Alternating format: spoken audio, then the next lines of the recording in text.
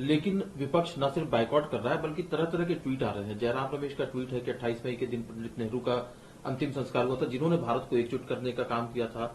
लेकिन 28 मई के दिन ही राष्ट्रपति, जो कि संवैधानिक पद पर सबसे ऊंचे पद पर बैठी हुई है, उनको कर्तव्यों को निर्वहन करने का मौका नहीं दिया गया। इसी दिन एक तानाशाह ने अपने मनमानी का एक महल बनवाया। क्या कहना है? ये तमाम ट्वीट जो है जयराम रमेश की तरफ से किए गए हैं। मुझे ऐसा लगता है कि पंत प्रधान जी का भी जो पद है वो संवैधानिक हमारा माना जाता है और पूरे देश के लोगों ने उन्हें पसंद किया और ये पद पे लाके बिठाया है। और वो पार्लियामेंट के खुद भी सदस्य हैं और सदस्य के बाद ही वो प्राइम मिनिस्टर बने।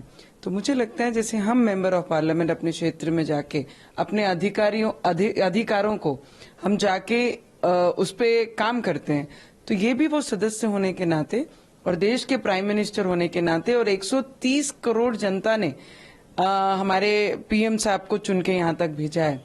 तो मुझे लगता है जो भी जितने भी विरोधी पक्ष के लोग बोल रहे हैं, पहले तो इन्होंने दंडवत करना चाहिए मोदी जी का, क्योंकि इतनी बड़ी सोच पिछले 100 वर्षों से जो पार्लियामेंट में हम बैठे हैं वो ब्रिटिश कालीन पार्लियामेंट है।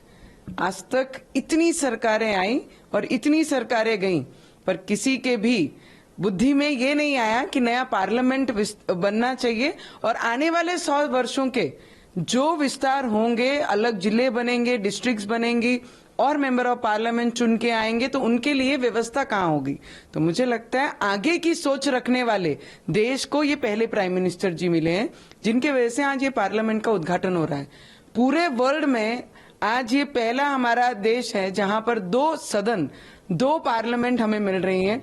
एक पार्लियामेंट, और हम जैसे नए पार्लियामेंटेरियन को तो बहुत बड़ा सौभाग्य है जो हमारे नरेंद्र मोदी जी ने, पीएम साहब ने हम लोगों को दिया है कि पुराने पार्लियामेंट को भी और नए पार्लियामेंट में भी आने का जो अवसर दिया, उसके लिए हम जैसे पार्लियामेंटेरियन और ये देश के सभी वासी बहुत खुश हैं।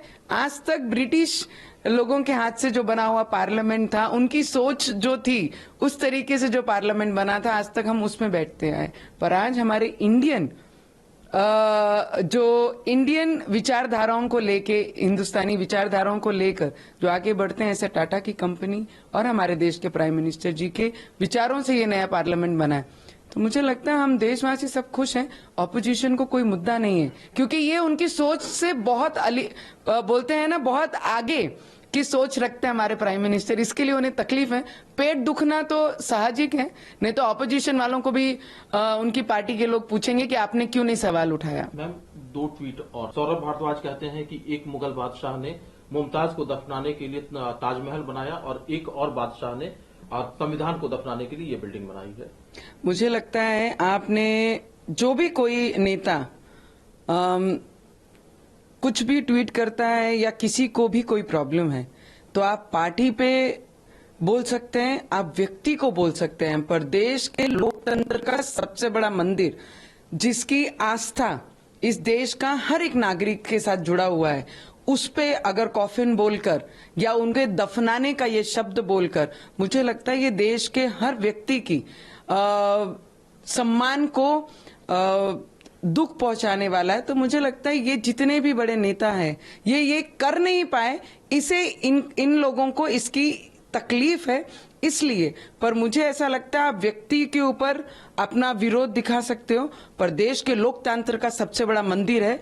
मैं सबसे विनती करूंगी और ऐसी रहेगी तो उनकी प्रदेश उन्हें इसका उत्तर जरूर देगी। लेकिन एनसीपी की नेता गैर मौजूदगी में नए पार्लियामेंट भवन का उद्घाटन करना ये ठीक नहीं है और ये इनकम्प्लीट इवेंट है। उनका ये कहना है कि इसका मतलब ये है कि देश में डेमोक्रेसी नहीं है। डेमोक्रेसी है। हम जैसे नए लोगों को निमंत्रण आया हुआ है, हम जैसे नए पार्लियामेंटेरियन को निमंत्रित देके सम्मानित वहां बुलाया गया है। मैं विपक्षी लोगों को भी, जितने भी ऑपोजिशन में, उनको ये सवाल पूछना चाहूंगी, आज आपने बॉयकॉट किया है, कल जाकर आप पार्लियामेंट में पैर कदम रखोगे नहीं क्या? आप नहीं रखोगे तो कह दो कि सिर्फ हम इलेक्शन लड़ेंगे और लोगों के आवाज बनकर वो पार्लियामेंट में पैर कदम नहीं रखेंगे, क्योंकि ये मोदी जी ने बनाया है, मोदी जी ने इसका उद्घाटन किया है, या तो ऐसा कह दो। मुझे लगता है जो बातों में तथ्य ही नहीं है कि निमंत्रण नहीं दिया है, विपक्षी बैठकर उन्होंने बॉयकॉट करने का निर्णय लिया है। निमंत्रण जो चेयरपर्सन से और जो पार्लियामेंट से और जो सरकार से आना चाहिए, वो सभी मेंबर ऑफ पार्लियामेंट को, वो सदस्य हैं वो पार्लियामेंट के सभी को बाकायदा निमंत्रण आया, इसलिए हम यहां तक आए हैं। अगर निमंत्रण नहीं होता तो शायद हम भी नहीं आते। निमंत्रण सभी को रिस्पेक्टफुली गया हुआ है। जहां तक मुझे